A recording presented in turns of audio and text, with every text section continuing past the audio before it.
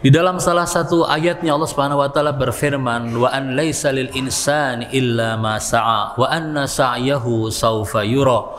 Bahwasanya manusia itu tidak punya sesuatu apapun kecuali apa yang dia lakukan, apa yang sudah dia usahakan. Tsumma yujzahul jazaa'al awfa. Di akhirat nanti dia akan mendapatkan balasan atas apa yang dia lakukan. Mungkin ada sebagian orang berpikiran begini, bukankah ada konsep yang namanya konsep syafaat? Tetapi ma'asyiral muslimin rahimakumullah, syafaat adalah kemungkinan terakhir yang mungkin bisa kita dapatkan.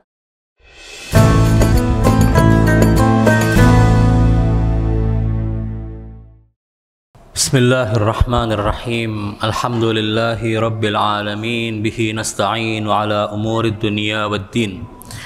Wassalatu wassalamu ala habibihi wa najibih, safiyyihi wa habibih, hafidhi sirrihi wa muballighi risalatih, sayyidina wa maulana bil qasimil mustafa Muhammad wa ala ahli baitihi at-tayyibin at-tahirin wa ashabihil muntajibin wa man tabi'ahu bi ihsanin ila qiyami yaumiddin.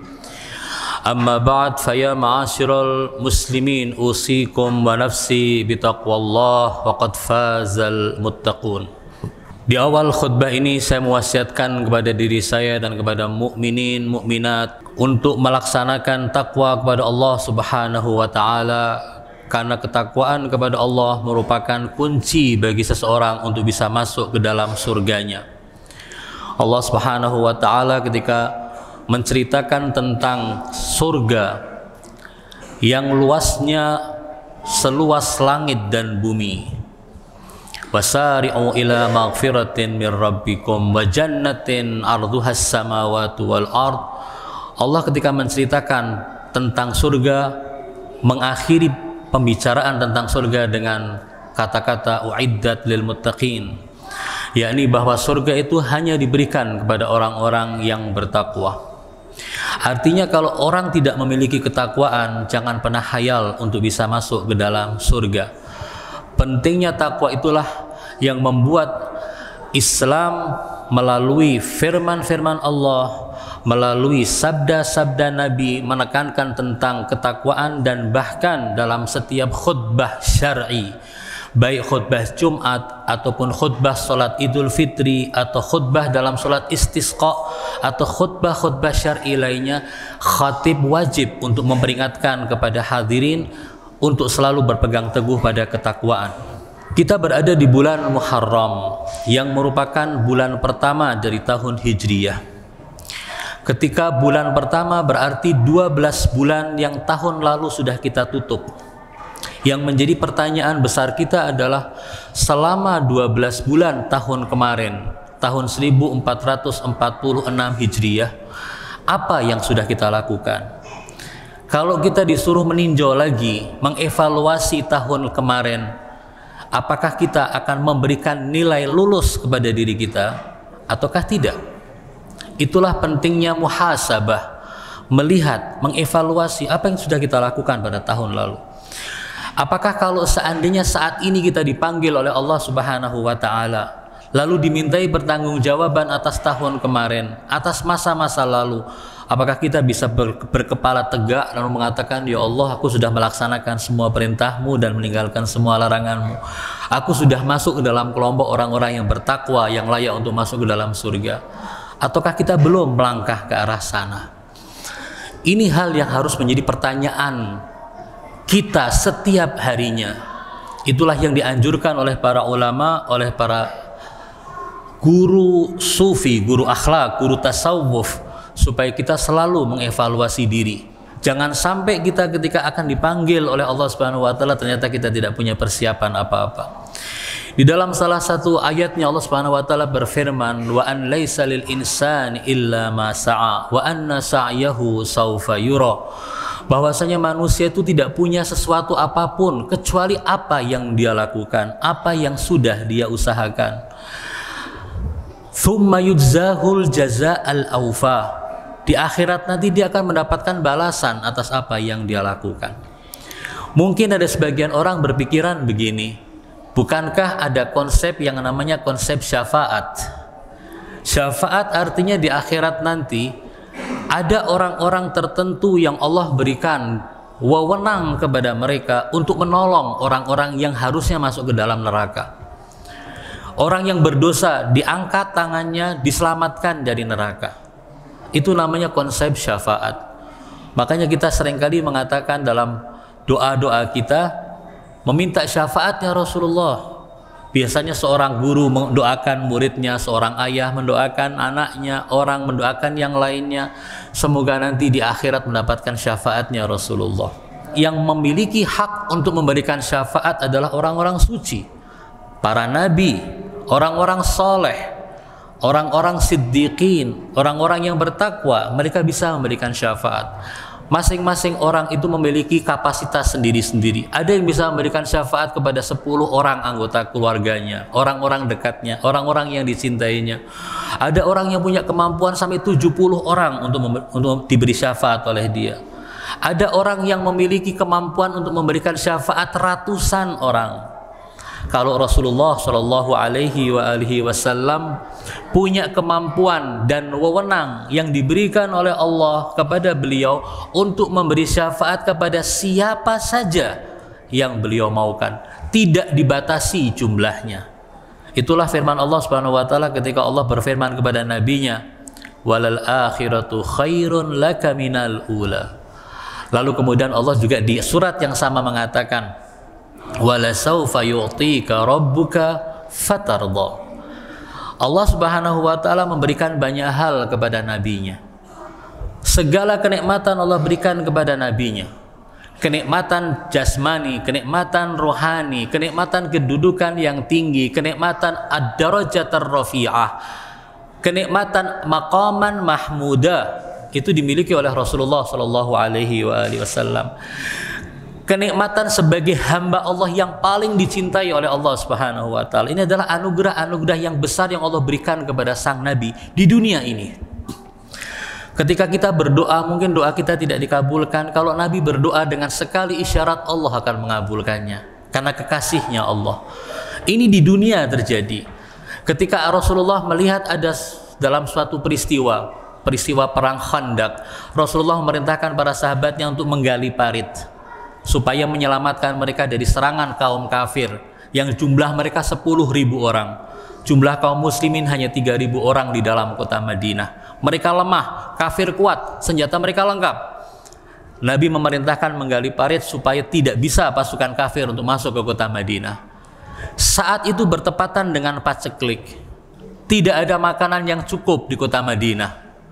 Ada seorang hamba Allah, anak kecil, datang ke tempat orang-orang yang sedang bekerja menggali parit.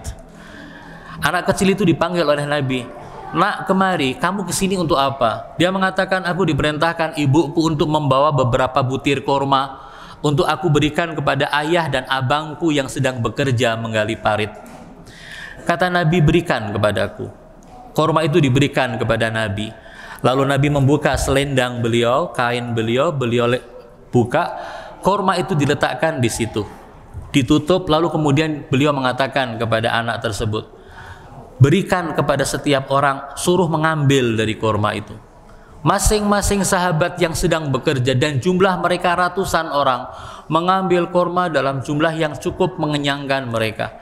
Semuanya kenyang dengan korma itu, dan korma itu masih tetap utuh. Kenapa? Karamah yang dimiliki oleh Nabi, mukjizat yang dimiliki oleh Nabi. Ini pemberian Allah kepada Nabi di dunia.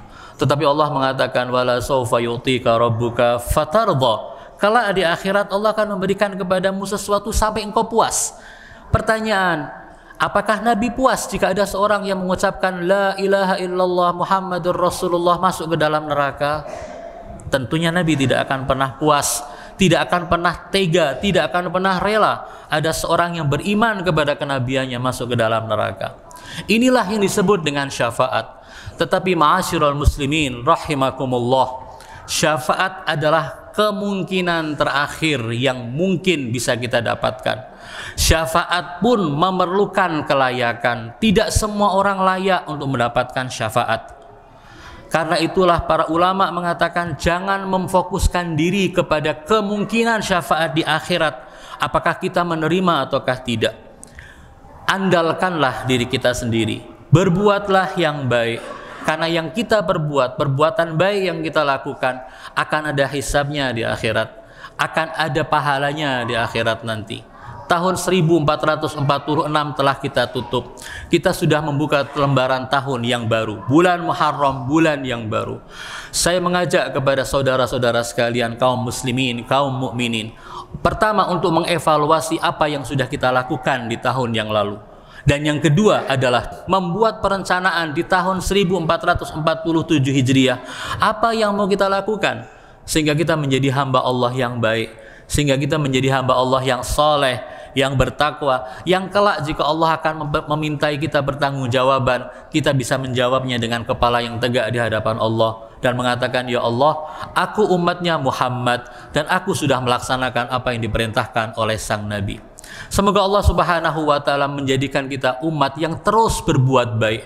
Semoga Allah Subhanahu wa taala menjadikan kita orang-orang yang selalu berusaha untuk memperbaiki diri sendiri, dan semoga amal-amal baik yang kita lakukan diterima oleh Allah Subhanahu wa taala dan Allah berkenan menghapuskan dosa-dosa yang kita lakukan di masa lalu. Semoga Allah Subhanahu wa taala membimbing kita semua jangan sampai kita terjerumus ke dalam dosa sehingga kita semakin dekat kepada Allah Subhanahu wa taala. A'udzu billahi minasyaitonir rajim. Bismillahirrahmanirrahim. Wal 'asr.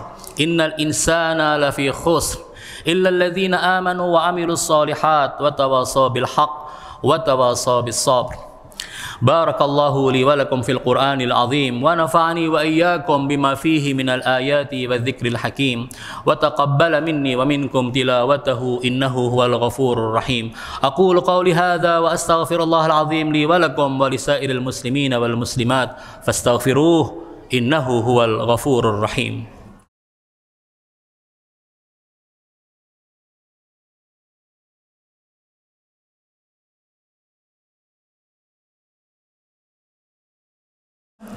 Allahumma salli wa sallim wa zid wa barik ala sayyidina Muhammad wa ala ali sayyidina Muhammad kama sallaita wa sallamta wa barakta ala sayyidina Ibrahim wa ala ali sayyidina Ibrahim fil alamin innaka Hamidum Majid.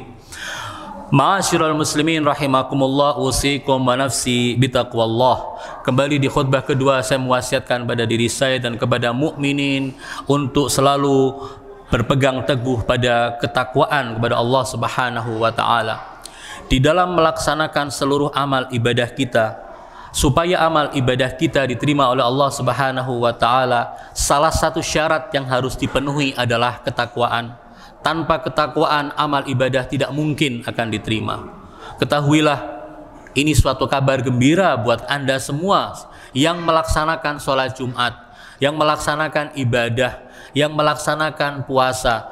Allah Subhanahu wa taala ketika memerintahkan kita untuk sholat, memerintahkan kita untuk berpuasa, memerintahkan kita untuk melaksanakan semua amal ibadah itu, tahu bahwa ada yang melaksanakan dan ada yang tidak melaksanakan. Ketika orang melaksanakan ibadah, orang akan ditanya, kenapa Anda beribadah? Jawabannya adalah karena Allah memerintahkan. Karena saya takut kalau tidak beribadah saya akan dihukum oleh Allah.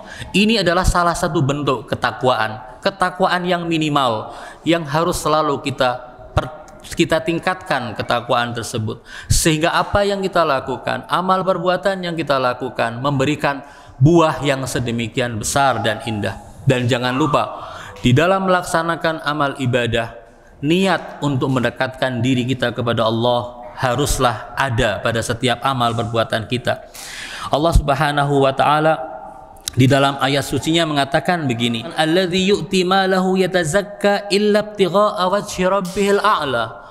Orang bisa berzakat, orang bisa menginfakkan hartanya, tetapi tujuan daripada amal ibadah yang berupa amal ibadah melalui harta itu adalah illa ibtigha'a wajhi rabbih, supaya bisa mendapatkan ridha dari Allah, supaya bisa mendapatkan kedekatan kepada Allah Subhanahu wa taala. Tanpa ada niat seperti itu, maka amal ibadah kita tidak akan diterima. Syarat selain daripada ketakwaan adalah niat supaya kita mendekatkan diri kita kepada Allah. Ma'asyiral muslimin rahimakumullah. Pesan yang terakhir dari khutbah ini adalah bahwa di dalam keseharian kita sebagai seorang muslim, jangan pernah kita lupa bahwa kita tidak hidup sendirian. Umat Islam yang ada di Indonesia bukan hanya mereka yang muslim, tapi ada muslim-muslim yang lain. Kita harus selalu peduli dengan muslim-muslim yang lain. Yang menarik adalah ketika terjadi sebuah peristiwa besar, peristiwa genosida yang terjadi di Gaza oleh tentara Zionis Israel, kita saksikan di negara-negara barat, orang-orang yang tidak kenal Islam, orang-orang yang tidak kenal ajaran Nabi Muhammad, mereka ikut bangkit untuk menyatakan penentangan mereka kepada kejahatan yang dilakukan Zionis. Bagaimana dengan kita sebagai muslim? Bukankah rakyat Gaza adalah muslimin?